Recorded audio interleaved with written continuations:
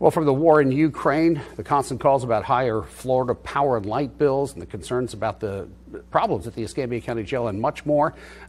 Congressman Matt Gaetz joining us in the studio tonight to talk about those and actually whatever else comes up. Thank you for joining us. I appreciate the time. Good to be with you, Bob. Well, let's start in Ukraine. As you came into the studios this afternoon, you had the earpiece in and you were listening to a conference call about what was happening in Ukraine. And what you told me, just a sentence, was kind of chilling, that you've got some diplomats over there who are trapped, essentially? Well, we were on the phone with Ukrainian government and military officials who were pinned down. Russia has been having salvo after salvo of heavy munitions into the capital city. We did hear that there are places where this fight is transitioning from defensive posture, defending cities, to insurgencies. As Russians gain more control over some areas, you do see the nature of that fight changing. And so that changes the way we have to get humanitarian aid and weapons into the Ukrainians who are bravely fighting against Russia. I was particularly taken at the role that evangelical Christian churches are playing in this process. Putin doesn't seem to have the will to strike those entities, and so they've been a key pipeline for medicine, food, and other humanitarian assistance during this tragic war. How dangerous is the situation? Because we heard him a couple of days ago referring to Putin threatening to alert or activate his anti-nuclear, whatever he called it. The term nuclear entered the equation here. That's kind of had to adjust NATO's response to him, because you can't poke this guy too much because you don't know what he's going to do. How real is the threat of a nuclear device entering this fray? I am increasingly concerned that the way that would occur would be Putin potentially testing a nuclear munition over Siberia or some part of Russian territory as an escalatory move. That would obviously result in a response from the United States. Let's hope we don't get there. I think that, one of the requests the Ukrainians were making to me moments ago regarding a no-fly zone over Ukraine would be an escalatory move by the United States. It's not something I would support, because it would bring us closer to that brink of a conflict that could end the world, and we certainly don't want to see that. So how do we handle this guy? Are the sanctions going to be enough? And it seems, I know Washington and all coming together is a fairy tale, but there seems to be a growing consensus in Washington. Is Washington handling this well? Senate, Congress, administration? How's America doing? I mean, the infighting, there's still some, but is it lowered as we respond to a common enemy? Well, the critique of the Biden administration's approach here is that they surrendered the value of strategic ambiguity. Putin invaded Crimea during the Obama administration. He's invaded Ukraine during the Biden administration. During the Trump administration, Trump understood the value of strategic ambiguity, not exactly saying what he would or wouldn't do. I think when Jake Sullivan, one of President Biden's chief advisors, said, "We will defend every inch of NATO territory," that may have gaslit some aggression by Putin, knowing, well, if it's not NATO territory, maybe I won't draw a kinetic response from the United States. So I do think NATO will still serve to contain Putin. I think as we see this fight evolving, just the volume of the Russian force could overwhelm the country. One thing that Putin didn't plan on, he thought that the ground would be a little colder so that tanks could roll over frozen mud. Maybe it's global warming, maybe it's just an unseasonably warm time, but the Russian forces are now constrained to the roads, which makes some of the counteroffensive more effective. But this is not just a test of NATO and U.S. Putin wants Ukraine, but why? Well, I think that he fears NATO expansion, and I think that Ukraine was increasingly turning westward. I mean, Zelensky really was elected as a reformer. I mean, it'd be like if Jon Stewart got elected president of the United States. He kind of had that role in Ukrainian culture, and through some of those reforms, I think EU membership became more likely. Cooperation with NATO, if not full membership, became more likely. That was something that Putin didn't want to see on his border, and I think that motivated this invasion.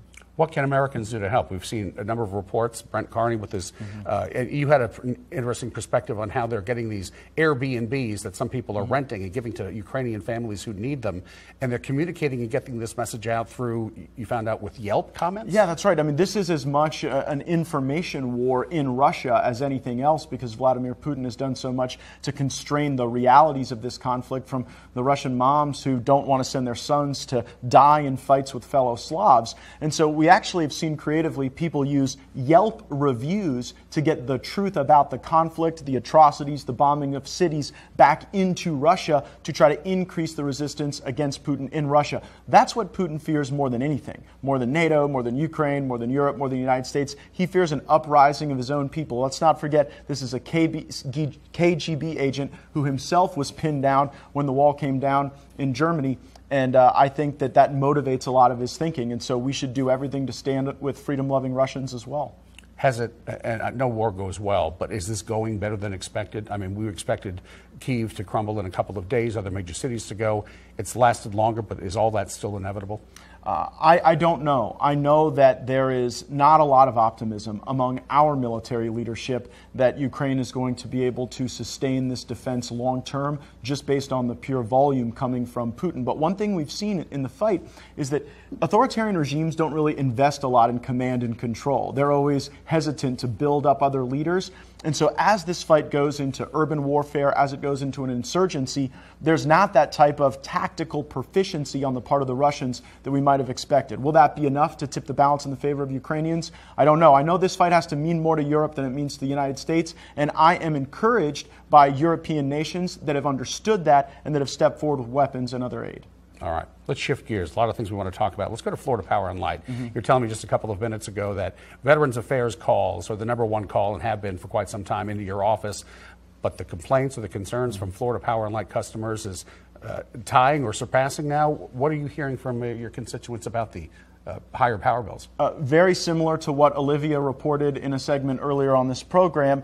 Of course, the Public Service Commission, not Congress, sets people's rates. But if you don't think that the Paris Climate Accord affects you, look at your power bill, because you do see NextEra Energy, which is the parent company to Florida Power and Light, responding to some of the wishes and whims and desires of an administration that wants to see us move away from coal. In Northwest Florida, when we've turned the lights on for most of my life, it's been powered by coal. Now that's moving to more of a solar platform. I think that builds into Florida Power and Light's plan rate increases over time. This might not be the last rate increase. So that's why my office has gathered feedback from constituents. We're making a presentation of those concerns to the Public Service Commission. And it's my hope that those Public Service Commissioners will see the economic pain that some of these rate increases are causing. Now, we've had a few days and weeks and months that have been a little colder than usual, so utilization might have changed as well. But these rate increases, they're like a tax increase to the regular folks who are watching this program. Well, a lot of people see it a little bit differently as well. You're talking about NextEra, the largest private utility company in the world,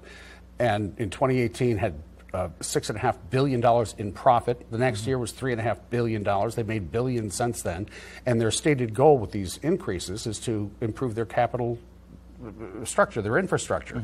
More solar farms, burying power lines, hardening up the entire system, improving service, and charging the customers ahead of time $2 billion over the next 4 years to do that. Because, yeah, they've mentioned fuel prices going up. They've mentioned some of the other things that have increased costs, but nothing like the amount of building that they're about to do over the next 4 years. Why should customers be paying for that when they've been making profits of billions and billions of dollars in the years previous? They shouldn't, especially because this is a government-sanctioned monopoly. Remember, there is no free market here. You don't get to choose somewhere else. That's why we have this creature of the Florida Constitution. I mean, we've got Pensacola talking about... Oh, listen, here's what everybody understands. Florida Power and Light is going to apply for every rate increase that they think that they can get.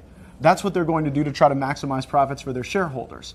What we ought to do is put some political pressure on the Public Service Commission, on my friend the governor who appoints them, on our friends in the Florida Senate who confirm them, to have an ideology that doesn't cause our ratepayers to have to front load infrastructure costs when, as you say, these parent companies are making billions of dollars and could make that investment now. When those solar farms are built, when that CapEx is done, it's going to be Florida Power and Light and NextEra Energy that reap the benefit of that over time. And I don't think they're going to be coming back to lower rates then. That's why we should be reticent to raise them now. Well, so how does that happen then? If any other business who wants to improve its infrastructure, pay for more trucks or stuff or infrastructure or a building, whatever, they pay for it themselves. Yeah, they might raise their prices to the customers down the line. But in this case, you've got a Public Service Commission that basically said you're making billions of dollars. Here's a couple billion more so you can make billions more in the future. How can that change? Is there a mechanism that exists to override what the Public Service Commission has approved? Oh, no. The Public Service Commission sort of is the last word. Now, there is a litigation process before the Public Service Commission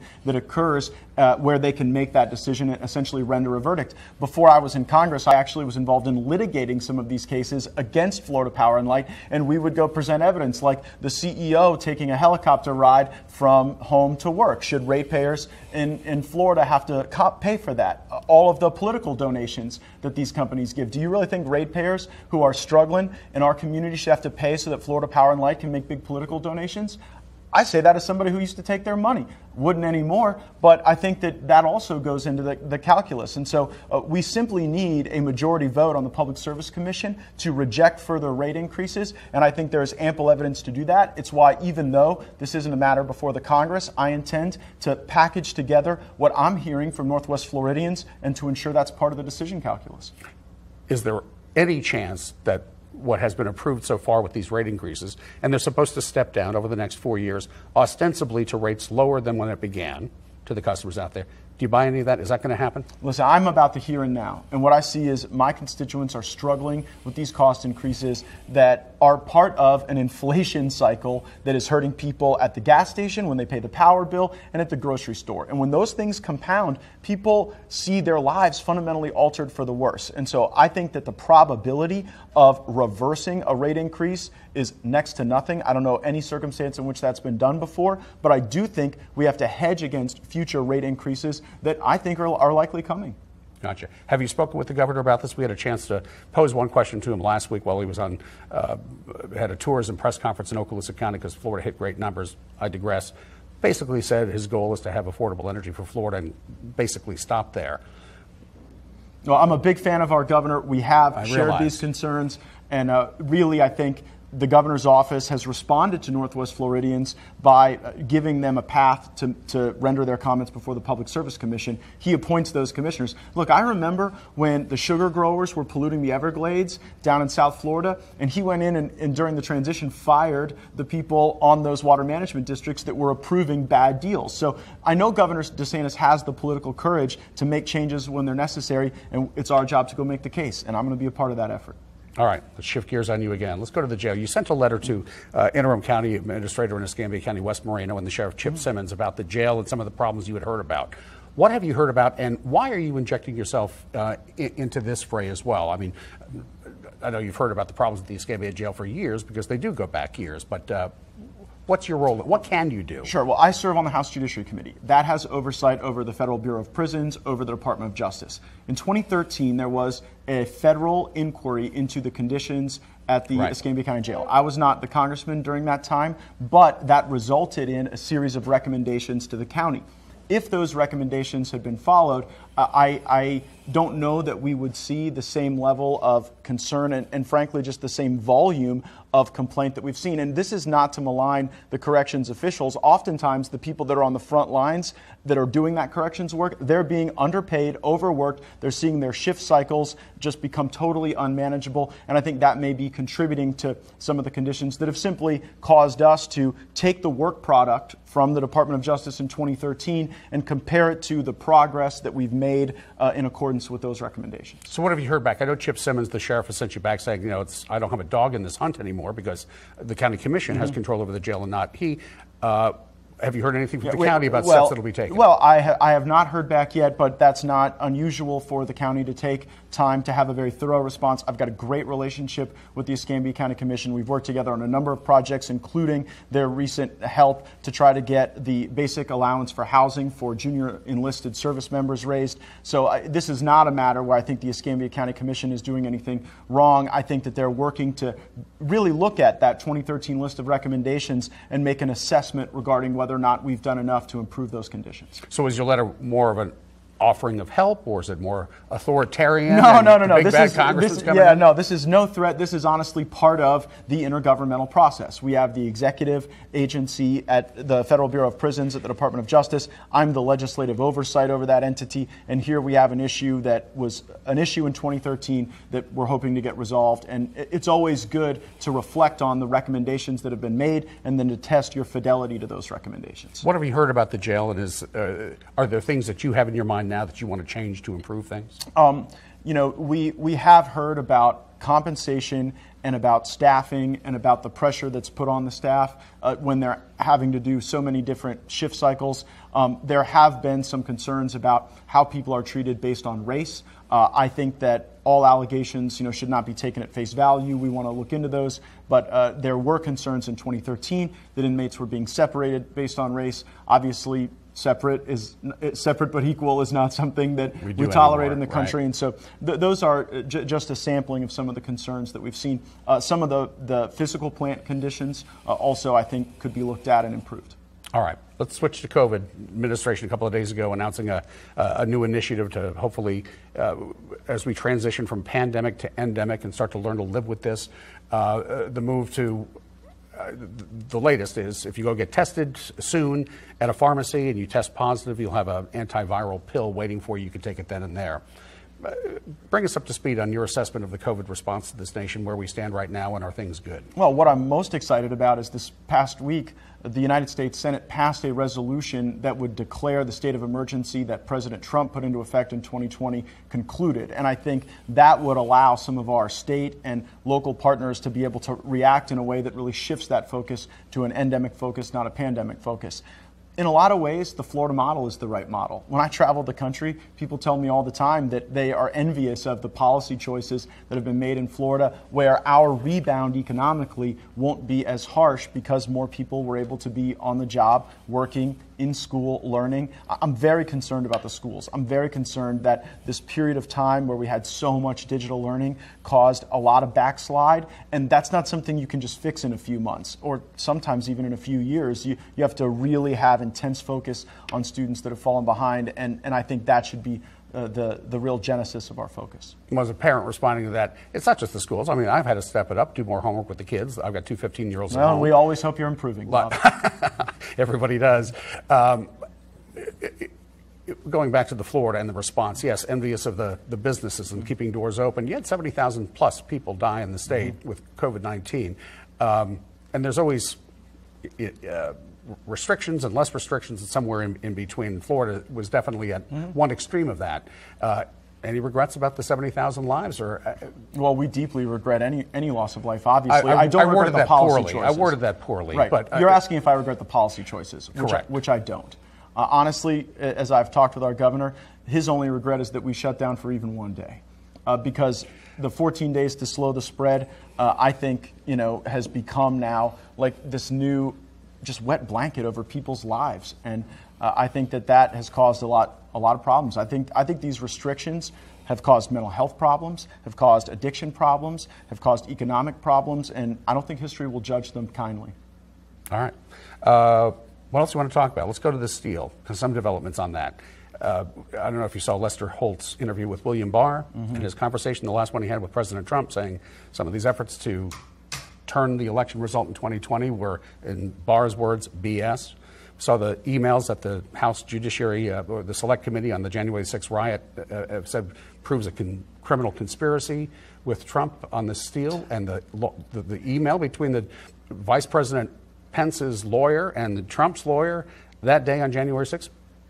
Pretty telling. People can make a legal argument without being engaged in criminal conspiracy, and no one thought it was a criminal conspiracy when Democrats objected to Donald Trump's election in 2017, or when they objected to George Bush's reelection, or when they objected to George Bush's initial election. The objection process has become almost commonplace. It certainly has with Republicans when they get elected in the Congress. As for William Barr, he's being very dishonest, Bob, very dishonest, because I know of specific cases that were brought to Bill Barr by U.S. attorneys where there were actual Democrat supervisors of elections saying that there were fraudulent requests for absentee ballots and that was disconnecting the identification from the actual voting process. And Bill Barr and some of those lawyers who are still there at the Department of Justice suppressed real investigations into voter fraud. Now, I think he's just trying to sell books, and I think he's trying to cover his backside.